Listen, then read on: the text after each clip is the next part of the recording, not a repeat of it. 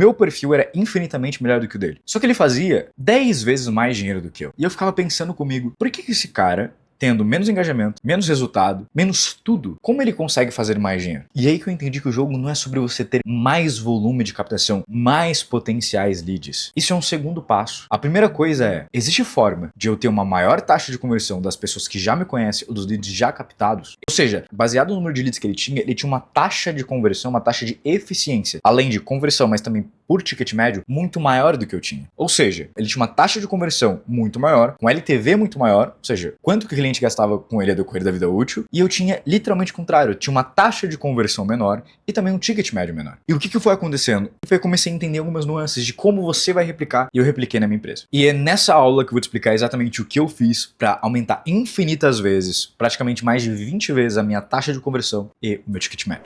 Um lead não é um número, um lead é um ser humano com uma história. Quero que você coloque essa frase no lugar que você possa ver todos os dias. Um lead não é só um número, o lead é uma história. Se você tem a habilidade de coletar essas histórias, você tem um potencial de vender 100 vezes mais. Então é nesse ponto que a gente entende que não é sobre números, não é sobre métricas, mas sobre eu entender a parte humana dele. Porque se eu entendo a parte humana, eu trabalho com seres humanos. Um lead é um ser humano, tem dores e desejos que eu ainda não sei. E se eu pergunto isso pra ele, eu transformo ele de um número no meu CRM para uma pessoa que eu consigo ajudar. Tem uma frase do Dan Kennedy que eu gosto muito, marketing é sobre psicologia, não sobre tecnologia. Não é sobre estratégia. É sobre você entender o comportamento humano. Eles vendem um produto de $40 e ficam $400 no negativo, porque eles sabem que baseado na estrutura de funil deles, na estrutura de ascensão, o LTV médio deles sobe muito. E aqui entra uma frase que eu gosto muito do Dan Kennedy, que é: quem ganha o jogo é quem está disposto a pagar mais pelo cliente. Não importa o seu custo de aquisição, sendo que você entende quanto de LTV ele vai trazer no futuro. Porque relacionamento com o seu cliente vence a aquisição. Se você atinge um nível de faturamento via indicação, você ganha até um jantar ou almoço com um especialista. Tem uma frase do Jay Abraham que fala o seguinte: seus clientes são o canal de crescimento mais barato que existe. Significa que, se você não gera novos clientes com seus já clientes, você está deixando muito dinheiro na mesa. Se você trabalhar e conseguir fazer mais dinheiro sem precisar novas aquisições, é um superpoder que somente os profissionais terão. Coloca essa frase na testa: eficiência vem antes de crescimento.